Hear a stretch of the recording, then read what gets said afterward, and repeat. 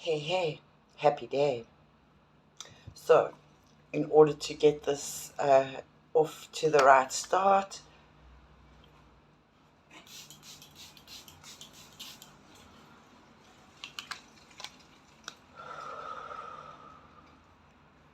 rose, floral water. The essence of rose is it feeds the heart chakra, and it's about um, love and unconditional love and self love. And that's really what this video is primarily about. I won't share with you the whole reading, but this card really spoke to me today about. I've been thinking, contemplating a lot recently about things like habits, routines, and schedules, and how I'm always about how do we change the narrative? How do we uh, change how people see things so that their attitude changes, so that you get them to buy into whatever it is that you want them to buy into. And for me, I have a very long winded way of getting people to care about this planet and to have to operate from a higher consciousness and to become aware about how are we consumers and how are we approaching life. Because if I get you to care about yourself, what you're eating, what you're drinking, how you're living life, then I know as a natural consequence you will care about the ultimate goal that I have in mind, which is this earth, and to create, to care about the fact that, um, well, I created a child and my child has to, this is the planet that's going to support her and our future generations. So I really would like us to care a lot more, because I'm sure it's not just my child, but caring for what I care about will ultimately um, create something good for your children too. So why don't you get involved? Um, I want to talk about this card. So 11, I'm seeing a lot of 11s lately, and 11s are a divine portal. I always talk about them as the gateway. So the bottom of the garden path, there's a gate hidden behind some bushes, and so it's the signpost or the portal. And I feel like one is a new beginning, and uh, project starting. And let's see hear what they say about 11. Well, magic, making magic. And I love sparkles and all things magical, and I talk about being an alchemical being, an alchemist. And I talk about magic because I've been working with energy for a long time, and I had a lot of skepticism from those closest to me, often saying, well, what you believe and what you work with doesn't exist. And for a long time, I worked very hard, not to just prove it to, but to prove it to myself. And what I ended up realizing is that, well, science hasn't caught up yet to be able to prove what I know is real and true and I believe, because I know I'm not the only one. There's so many people who experience energetic magic of some kind, and more healers are coming uh, to the fore now, and I'm excited about that because we need a lot of healing. And the other thing I love about the card is the bee, because Nikki Bee, and I am a bit like a bee. I'm always busy, always productive. I use the bee as a sign that I know when I see a bee around me, which I often do, then I know that work will flow in, or I will get busy with a project or engaged in something. It's always a sign that life's going to get busy now. Busy little bee. And the card says, the important part of the human potential movement and the New Age, I believe, is the re empowerment of ritual, the rediscovery of shamanism, the recognition of psychedelics, and the importance of goddess. And there's our number 4. So, what's curious to me, this is a quote by Terence McKenna, and Terence McKenna is one of the forefathers of the new age of psychedelic or the new age movement in psychedelics that we're currently experiencing. He was very vocal about psychedelics. He was very vocal about spirituality. He was an ethnobotanist, and so he did a lot of research and a lot of personal experimentation when it came to mushrooms. But this was in the 60s, 70s. You know, he did went into the jungles. He went to the places where all these Amazonians and Mexican blues and albino penis envy and all sorts. Um, he brought them to our attention amongst many others, but he's notable, Terence McKenna. So what I love is he mentions these four things, and as I was reading it, I was like, gosh, I feel like he's talking about me, because he's talking about all the things that I love and I'm passionate about. So I thought I'd cover them quickly. And the first one is the re-empowerment of ritual, which is what I started off by saying, is that we tend to live life very habitually. It's very unconscious, because as in our normal going through life, um, our brain finds it easy to go from A to B on autopilot. The body and the brain like it's to not have to problem solve too much. They will take they will take the easiest route.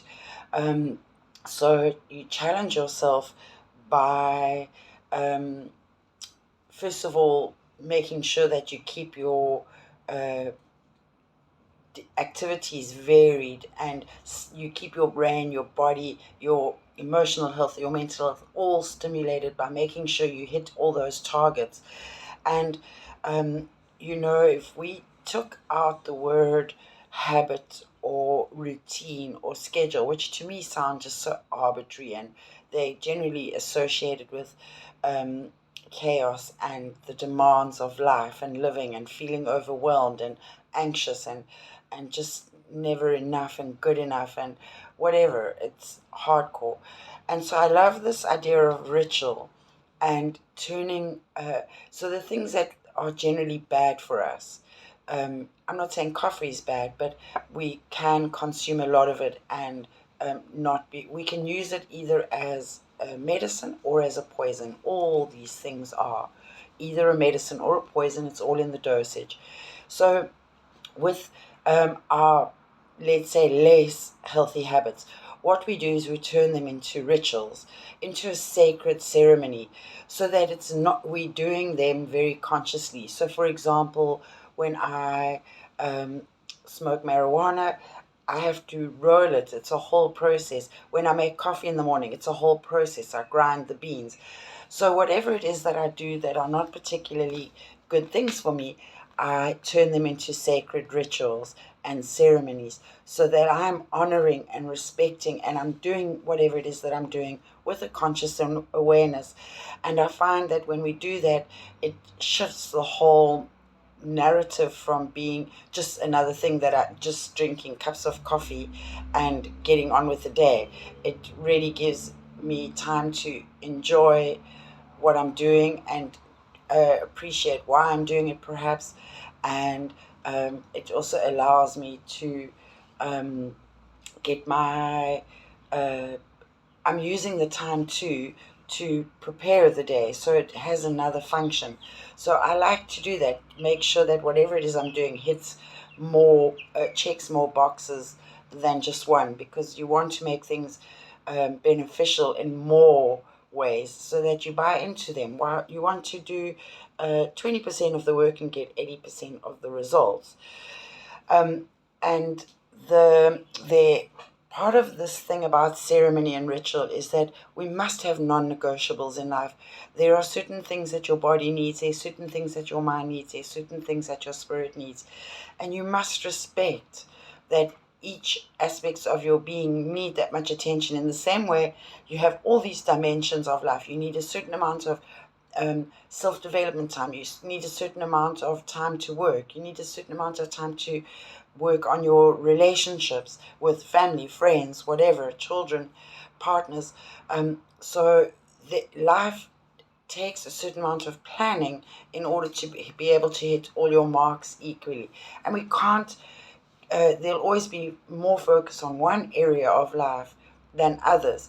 But when we do things consciously, where we're aware of the impact and the interdependence of all our aspects, if we do it the right way, we can have a positive knock-on effect rather than a destructive. And then the rediscovery of shamanism.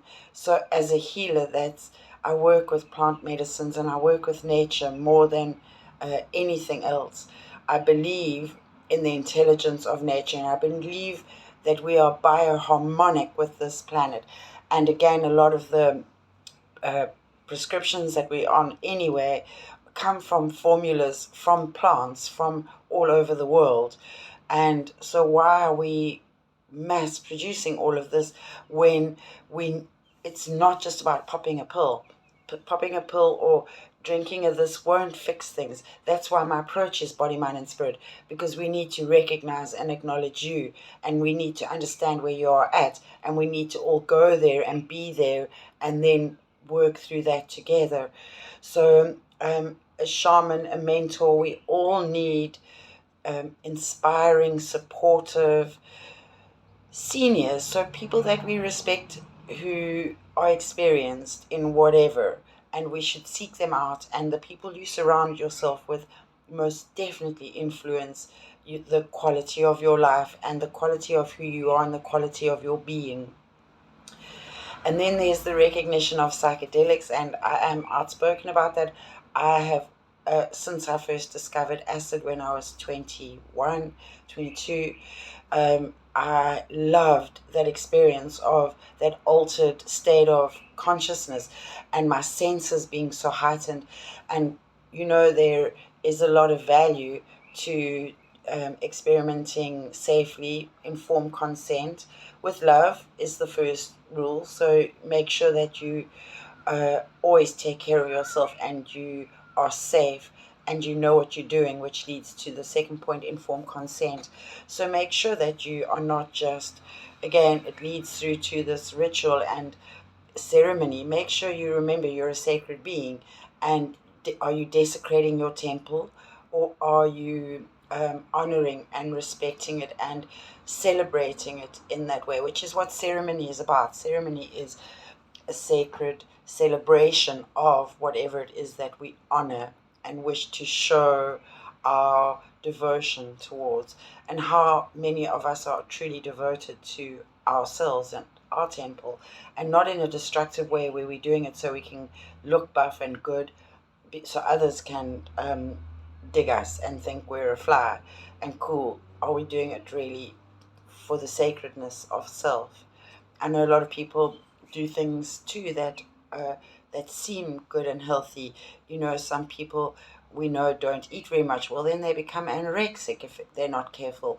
And then there are others, yeah, who gym so hard that they end up punishing themselves and get seriously sore injuries, and inevitably get so caught up in it that they start taking very, perhaps not very good substances in order to help them create more definition and achieve a goal, which I think the real challenge in life is to learn to work with what we have.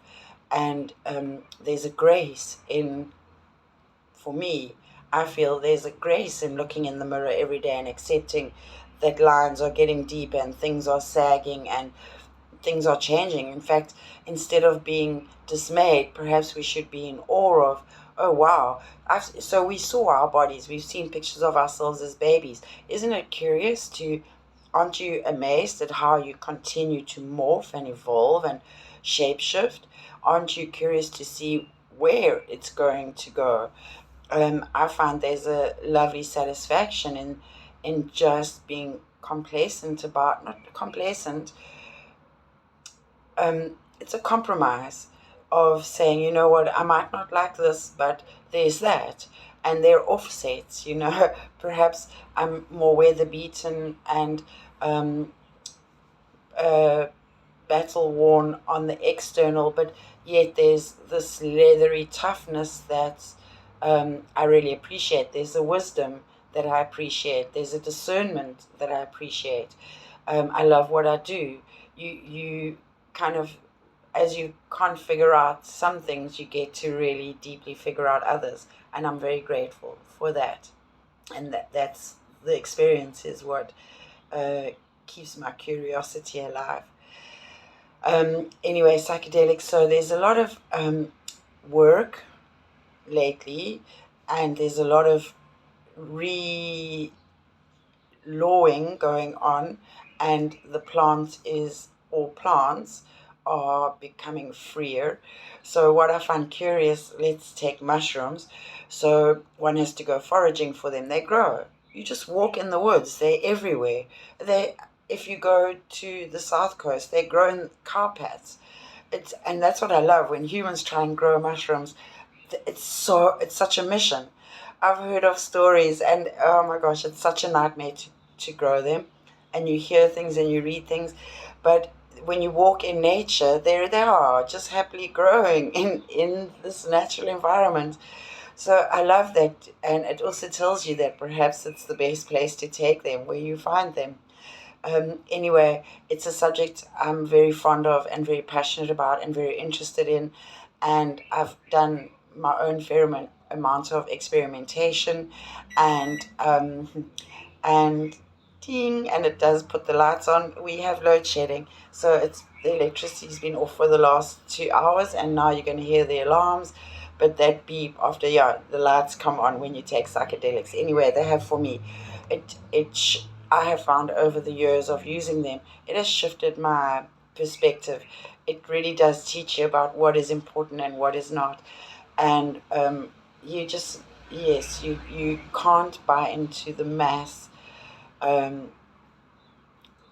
false illusions, there's some truth to it. Gives you the lateral visions. It helps you take your blinkers off, or helps one take the blinkers off to uh, think out the box and think a little more creatively, because of the way it affects our physiology and its pharmacological action in the body. I have done videos on those, so if you have a look, or if you'd like to talk to me about them, please get in touch. And then the importance of the goddess. So I have, over the last few years, with my sisterhood, I talk a lot about being gods and goddesses, but particularly rise of the goddess, because women have been subjugated and um, suppressed for so long, and we've been living in a man's world, this patriarchal setup, for so long. And I know there are many that are comfortable in that, but there are many that aren't, and that's changing, because it's not an equal um, footing for everybody. It's not an equal status for everybody. And so we really need to make life fair. I feel it's unfair for women to be raising children on their own. It's unfair for some people to have so much and some people to have so little. I feel that there are so many laws created because of the victim mentality, and it's really grow the fuck up now. We're not kindergartners anymore.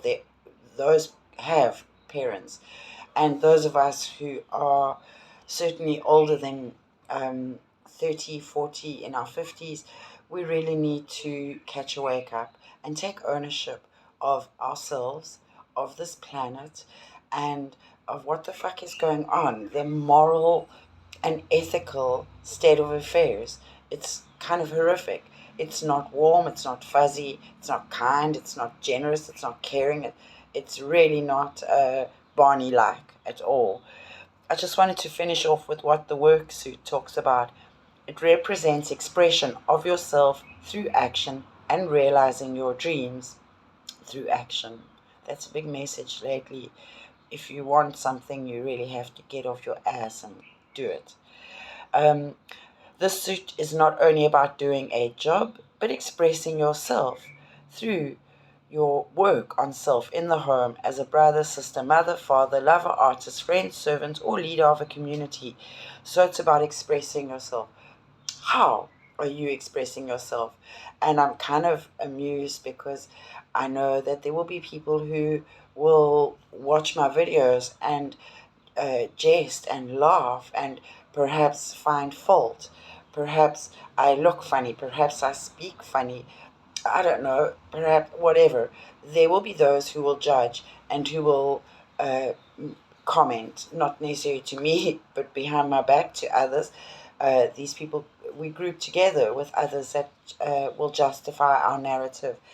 And perhaps there are those that will watch and go like, wow, this is really amazing. So for all of you, I'm very grateful, because ultimately, um, I am only about doing this. And even if there is only one person who watches my video and gets something out of it, that's really great, because I do this because I want to.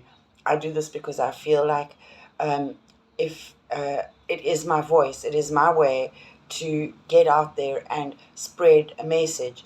And I'm not using marketing, and I'm not doing anything. I'm just one person in a little corner of the world, living quietly on their own, who spends a lot of time in contemplation, living as wholesome, conscious, spiritual, aware life as possible, being a good human, and trying to, well, I am not being a fucker in the face of fuckery, and wanting to be an example of that in the world. And that's why I do this. It doesn't matter who you are. For right now, I'm looking at me talking to my phone, which is actually so crazy. But at the end of the day, perhaps there is someone who needs to hear this message. And remember that you are magic, and when you are something, you get to be that. So you make it. And we all need to come into the realization of our magic and be aware of how we are expressing that, or how we wish to express that. And it does, like this, it doesn't really matter what the outcome is. What matters is your intent and the energy that you put out, because it will go where it needs to go, and it will do what it needs to do as and when. Because even if this doesn't matter now, what if like Tesla post death, or any of the great people who died, uh, once they no longer existed, the importance of what they were showing us or telling us, or the way they were leading us, became important. And that's what matters, is that you don't keep uh, you in, that you put it out there.